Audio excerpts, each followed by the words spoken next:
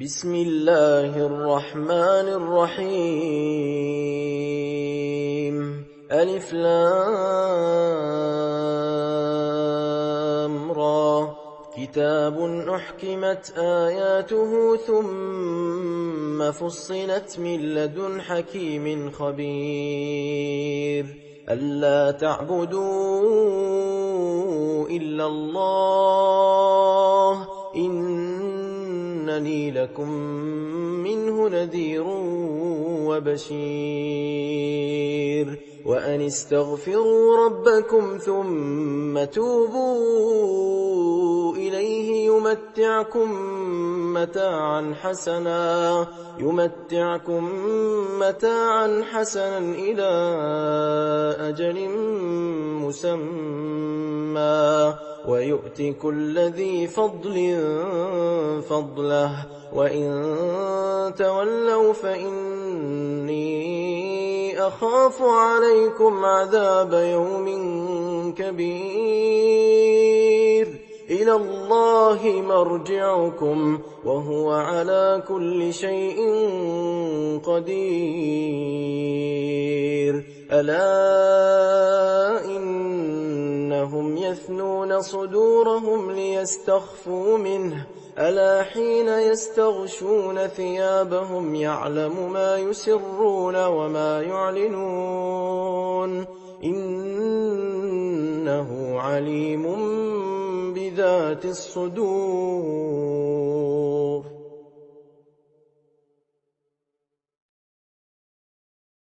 وما من دابة في الأرض إلا على الله رزقها ويعلم مستقرها ومستودعها كل في كتاب مبين وهو الذي خلق السماوات والأرض في 6 أيام وكان عرشه على الماء ليبلوكم أيكم أحسن عملا ولئن قلت إنكم مبعوثون من بعد الموت ليقولن الذين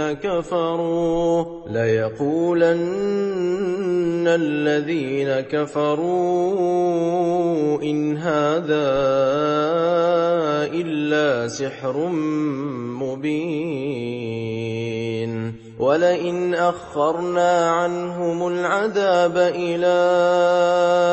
أمة معدودة ليقولن ما يحبسه ألا يوم يأتيهم ليس مصروفا عنهم وحاق بهم ما كانوا به يستهزئون ولئن أذقنا الإنسان منا رحمة ثم نزعناها منه إنه ليئوس كفور ولئن أذقناه نعماء بعد ضراء مسته ليقولن ذهب السيئات عني إنه لفرح فخور إلا الذين صبروا وعملوا الصالحات أولئك لهم مغفرة وأجر كبير فلعلك تارك بعض ما يوحى إليك وضائق به صدرك أن يقولوا لولا أنزل عليه كنز أو جاء اليوم لك إنما أنت نذير والله على كل شيء وكيل أم يقولون افتراه قل فأتوا بعشر سور مثله مفتريات وادعوا من استطعتم من دون الله إن كنتم صادقين فإن لم يستجيبوا لكم فاعلموا أنما أنزل بعلم الله وأن لا إله إلا هو فهل أنتم مسلمون من كان يريد الحياة الدنيا وزينتها نوفي إليهم أعمالهم فيها وهم فيها لا يبخسون أولئك الذين ليس لهم في الآخرة إلا النار وحبط ما صنعوا فيها وباطل ما كانوا يعملون أفمن كان على بينة من ربه ويتلوه شاهد منه ومن قبله كتاب موسى إماما ورحمة أولئك يؤمنون به ومن يكفر به من الأحزاب فالنار موعده فلا تك في مرية منه إنه الحق من ربك ولكن أكثر الناس لا يؤمنون ومن أظلم ممن افترى على الله كذبا أولئك يعرضون على ربهم ويقول الأشهاد هؤلاء الذين كذبوا على ربهم ألا لعنة الله على الظالمين الذين يصدون عن سبيل الله ويبغونها عوجا وهم بالآخرة هم كافرون أولئك لم يكونوا معجزين في الأرض وما كان لهم من دون الله من أولياء يضاعف لهم العذاب ما كانوا يستطيعون السمع وما كانوا يبصرون أولئك الذين خسروا أنفسهم وضل عنهم ما كانوا يفترون لا جرم أنهم في الآخرة هم الأخسرون إن الذين آمنوا وعملوا الصالحات وأخبتوا إلى ربهم أولئك أصحاب الجنة هم فيها خالدون مثل الفريقين كالأعمى والأصم والبصير والسميع هل يستويان مثلا أفلا تذكرون ولقد أرسلنا نوحا إلى قومه إني لكم نذير مبين ألا تعبدوا إلا الله إني أخاف عليكم عذاب يوم أليم فقال الملأ الذين كفروا من قومه ما نراك إلا بشرا مثلنا وما نراك اتبعك إلا الذين هم أراذلنا بادي الرأي وما نرى لكم علينا من فضل بل نظنكم كاذبين قال يا قوم أرأيتم إن كنت على بينة من ربي وآتاني رحمة من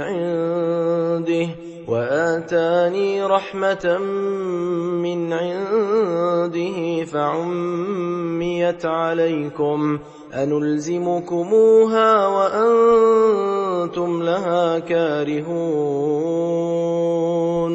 ويا قوم لا أسألكم عليه مالا إن أجري إلا على الله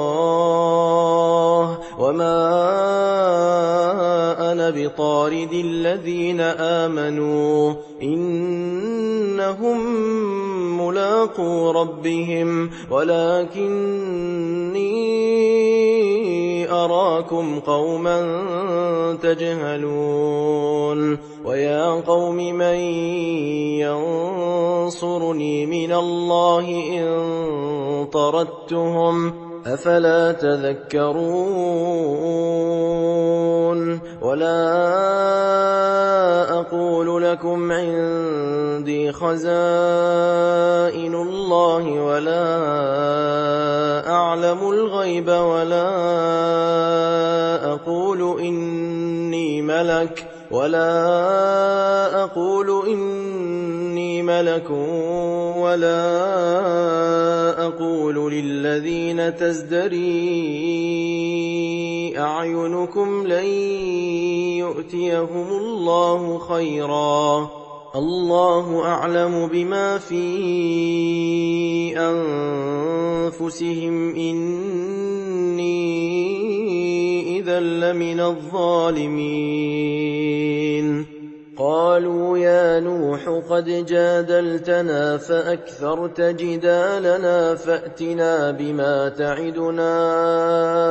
إن كنت من الصادقين قال إنما يأتيكم به الله إن شاء وما أنتم بمعجزين ولا ينفعكم نصحي إن أردت أن أنصح لكم إن كان الله يريد أن يغويكم هو ربكم وإليه ترجعون أم يقولون افتراه قل إن افتريته فعلي إجرامي وأنا بريء مما تجرمون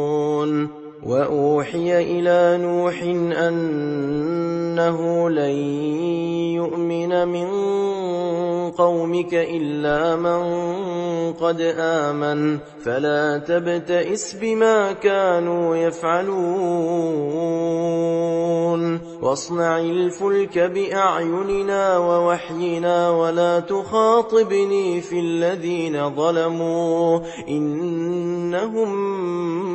مغرقون ويصنع الفلك وكلما مر عليه ملأ من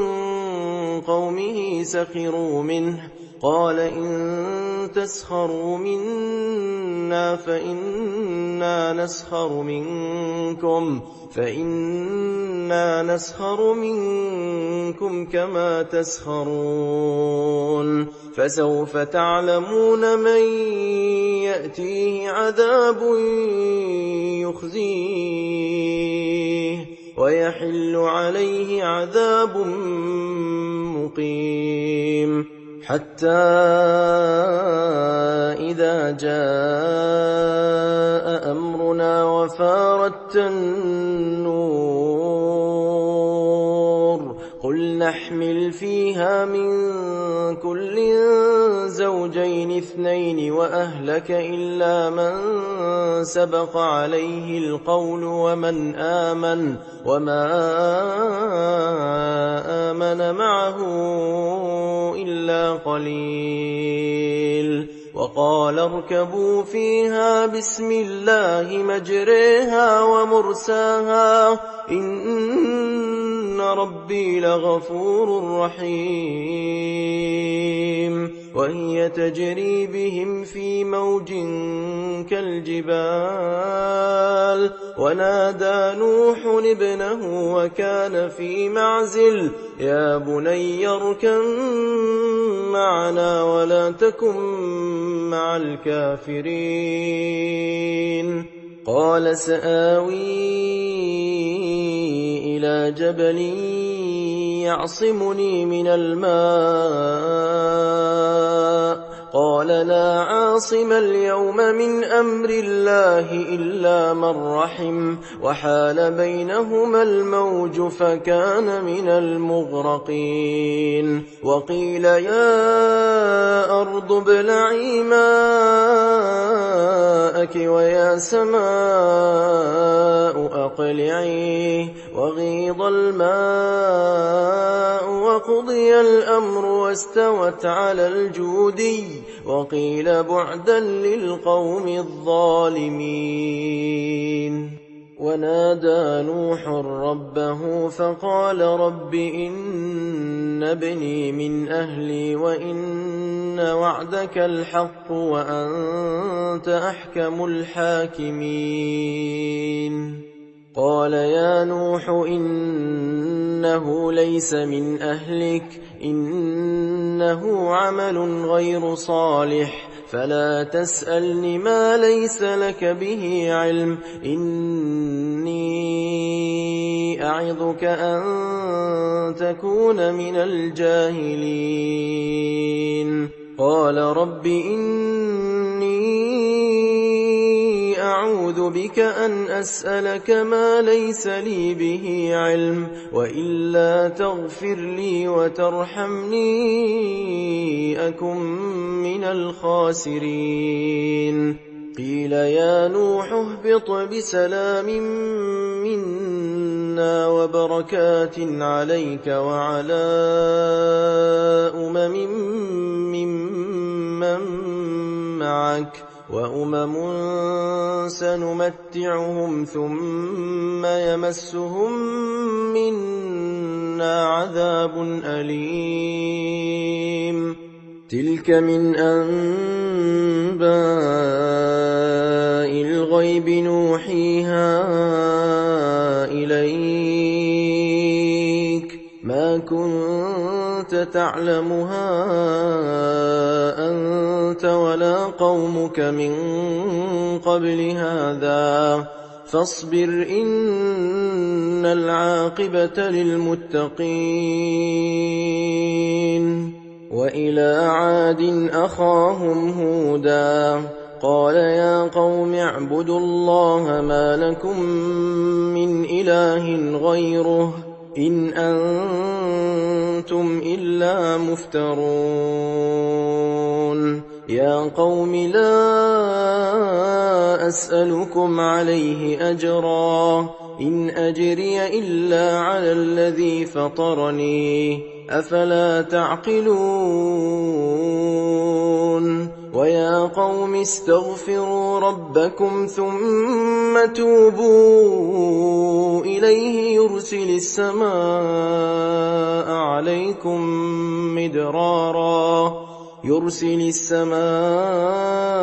عليكم مدرارا ويزدكم قوة إلى قوتكم ولا تتولوا مجرمين قالوا يا هود ما جئتنا ببينة وما نحن بتاركي آلهتنا عن قولك وما نحن لك بمؤمنين إن نقول إلا اعتراك بعض آلهتنا بسوء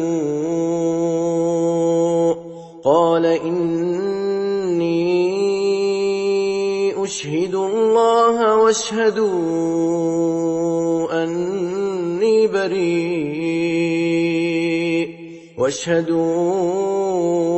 أني بريء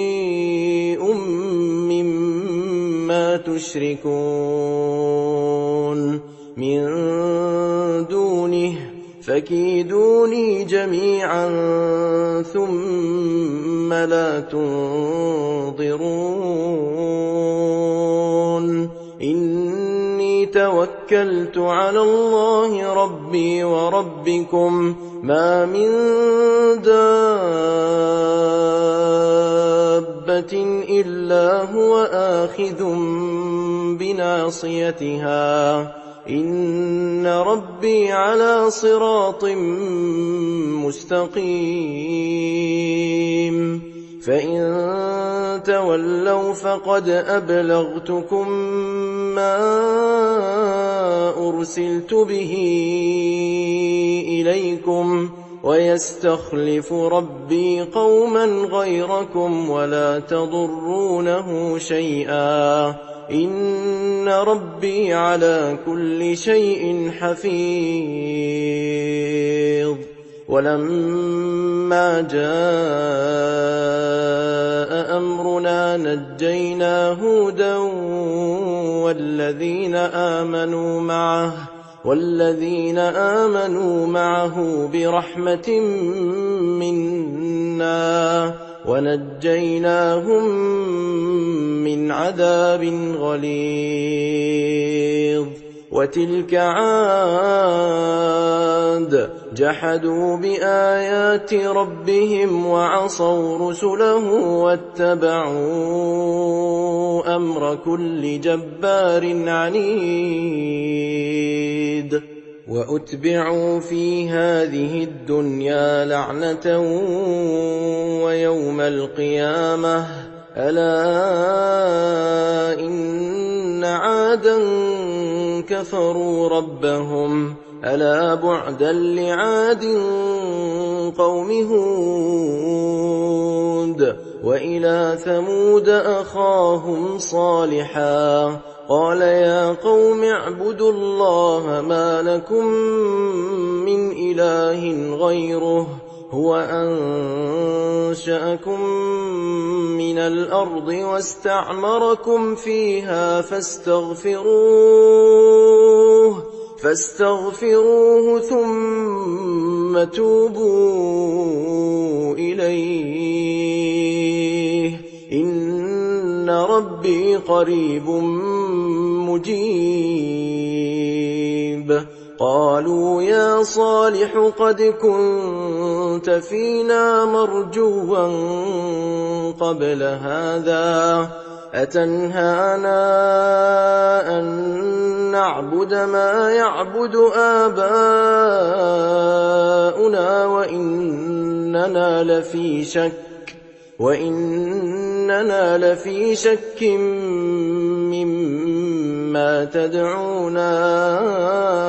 إليه مريب قال يا قوم أرأيتم إن كنت على بينة من ربي وآتاني منه رحمة فمن ينصرني من الله إن عصيته فما تزيدونني غير تخسير ويا قوم هذه ناقة الله لكم آية فذروها تأكل في أرض الله ولا تمسوها بسوء فيأخذكم عذاب قريب فعقروها فقال تمتعوا في داركم 3 أيام ذلك وعد غير مكذوب فلما جاء أمرنا نجينا صالحا والذين آمنوا معه برحمة منا ومن خزي يومئذ إن ربك هو القوي العزيز وأخذ الذين ظلموا الصيحة فأصبحوا في ديارهم جاثمين كأن لم يغنوا فيها ألا إن ثمود كفروا ربهم ألا بعدا لثمود ولقد جاءت رسلنا إبراهيم بالبشرى قالوا سلاما قال سلام فما لبث أن جاء بعجل حنيذ فلما رأى أيديهم لا تصل إليه نكرهم وأوجس منهم خيفة قالوا لا تخف إنا أرسلنا إلى قوم لوط وامرأته قائمة فضحكت فبشرناها بإسحاق ومن وراء إسحاق يعقوب قالت يا ويلتى أألد وأنا عجوز وهذا بعلي شيخا إن هذا لشيء عجيب قالوا أتعجبين من أمر الله رحمة الله وبركاته عليكم أهل البيت إنه حميد مجيد فلما ذهب عن إبراهيم الروع وجاءته البشرى يجادلنا في قوم لوط إن إبراهيم لحليم أواه منيب يا إبراهيم أعرض عن هذا إنه قد جاء أمر ربك وإنهم آتيهم عذاب غير مردود ولما جاءت رسلنا لوطا سيء بهم وضاق بهم ذرعا وقال هذا يوم عصيب وجاءه قومه يهرعون إليه ومن قبل كانوا يعملون السيئات قال يا قوم هؤلاء بناتي هن أطهر لكم فاتقوا الله ولا تخزون في ضيفي أليس منكم رجل رشيد قالوا لقد علمت ما لنا في بناتك من حق وإنك لتعلم ما نريد قال لو أن لي بكم قوة أو آوي إلى ركن شديد قالوا يا لوط إنا رسل ربك لن يصلوا إليك فأسر بأهلك بقطع من الليل ولا يلتفت منكم أحد إلا امرأتك إنه مصيبها ما أصابهم إن موعدهم الصبح أليس الصبح بقريب فلما جاء أمرنا جعلنا عاليها سافلها وأمطرنا عليها حجارة من سجيل منضود مسومة عند ربك وما هي من الظالمين ببعيد وإلى مدين أخاهم شعيبا قال يا قوم اعبدوا الله ما لكم من إله غيره ولا تنقصوا المكيال والميزان إني أراكم بخير وإني أخاف عليكم عذاب يوم محيط ويا قوم أوفوا المكيال والميزان بالقسط ولا تبخسوا الناس أشياءهم ولا تعثوا في الأرض مفسدين بقية الله خير لكم إن كنتم مؤمنين وما أنا عليكم بحفيظ قالوا يا شعيب أصلاتك تأمرك أن نترك ما يعبد آباؤنا أو أن نفعل في أموالنا ما نشاء إنك لأنت الحليم الرشيد قال يا قوم أرأيتم إن كنت على بينة من ربي ورزقني منه رزقا حسنا وما أريد أن أخالفكم إلى ما أنهاكم عنه إن أريد إلا الإصلاح ما استطعت وما توفيقي إلا بالله عليه توكلت وإليه أنيب ويا قوم لا يجرمنكم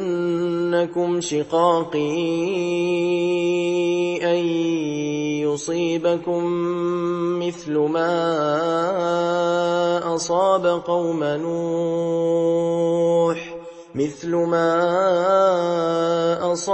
قوم نوح أو قوم هود أو قوم صالح وما قوم لوط منكم ببعيد واستغفروا ربكم ثم توبوا إليه إن ربي رحيم ودود قالوا يا شعيب ما نفقه كثيرا مما تقول وإنا لنراك فينا ضعيفا ولولا رهطك لرجمناك وما أنت علينا بعزيز قال يا قوم أرهطي أعز عليكم من الله واتخذتموه وراءكم ظهريا إن ربي بما تعملون محيط ويا قوم اعملوا على مكانتكم إني عامل سوف تعلمون من يأتيه عذاب يخزيه ومن هو كاذب وارتقبوا إني معكم رقيب ولما جاء أمرنا نجينا شعيبا والذين آمنوا معه برحمة منا وأخذت الذين ظلموا الصيحة فأصبحوا في ديارهم جاثمين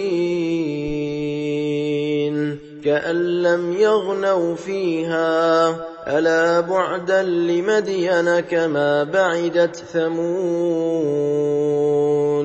ولقد أرسلنا موسى بآياتنا وسلطان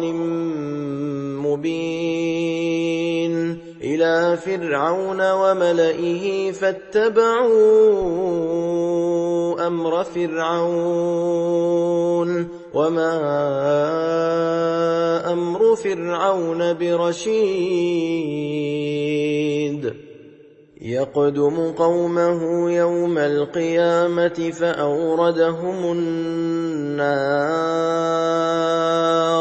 وبئس الورد المورود وأتبعوا في هذه لعنة ويوم القيامة بئس الرفد المرفود ذلك من أنباء القرى نقصه عليك منها قائم وحصيد وما ظلمناهم ولكن ظلموا أنفسهم فما أغنت عنهم آلهتهم التي يدعون من دون الله من شيء لما جاء أمر ربك وما زادوهم غير تتبيب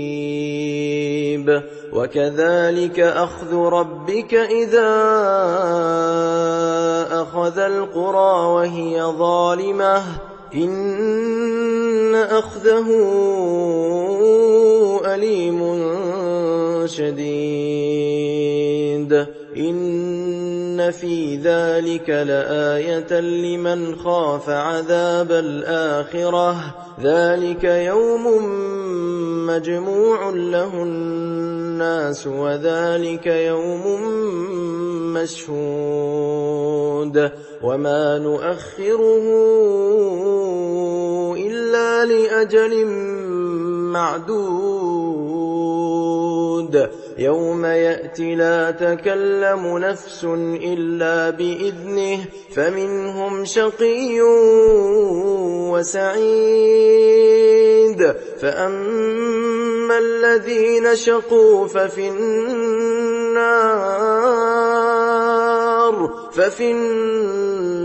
النار لهم فيها زفير وشهيق خالدين فيها ما دامت السماوات والأرض إلا ما شاء ربك إن ربك فعال لما يريد وأما الذين سعدوا ففي الجنة خالدين فيها ما دامت السماوات والأرض إلا ما شاء ربك عطاء غير مجذوذ فلا تك في مرية مما يعبد هؤلاء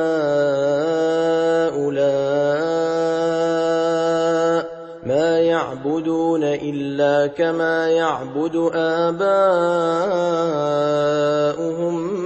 من قبل وإنا لموفوهم نصيبهم غير منقوص ولقد آتينا موسى الكتاب فاختلف فيه ولولا كلمة سبقت من ربك لقضي بينهم وإنهم لفي شك منه مريب وإن كلا لما ليوفينهم ربك أعمالهم إنه بما يعملون خبير فاستقم كما أمرت ومن تاب معك ولا تطغوا إنه بما تعملون بصير ولا تركنوا إلى الذين ظلموا فتمسكم النار وما لكم من دون الله من أولياء ثم لا تنصرون وأقم الصلاة طرفي النهار وزلفا من الليل إن الحسنات يذهبن السيئات ذلك ذكرى للذاكرين واصبر فإن الله لا يضيع أجر المحسنين فلولا كان من القرون من قبلكم أولو بقية ينهون عن الفساد في الأرض إلا قليلا ممن أنجينا منهم واتبع الذين ظلموا ما أترفوا فيه وكانوا مجرمين وما كان ربك ليهلك القرى بظلم وأهلها مصلحون ولو شاء ربك لجعل الناس أمة واحدة ولا يزالون مختلفين إلا من رحم ربك ولذلك خلقهم وتمت كلمة ربك لأملأن جهنم من الجنة والناس أجمعين وكلا نقص عليك من أنباء الرسل ما نثبت به فؤادك وجاءك في هذه الحق وموعظة وذكرى للمؤمنين وقل للذين لا يؤمنون اعملوا على مكانتكم إنا عاملون وانتظروا إنا منتظرون ولله غيب السماوات والأرض وإليه يرجع الأمر كله فاعبده وتوكل عليه وما ربك بغافل عما تعملون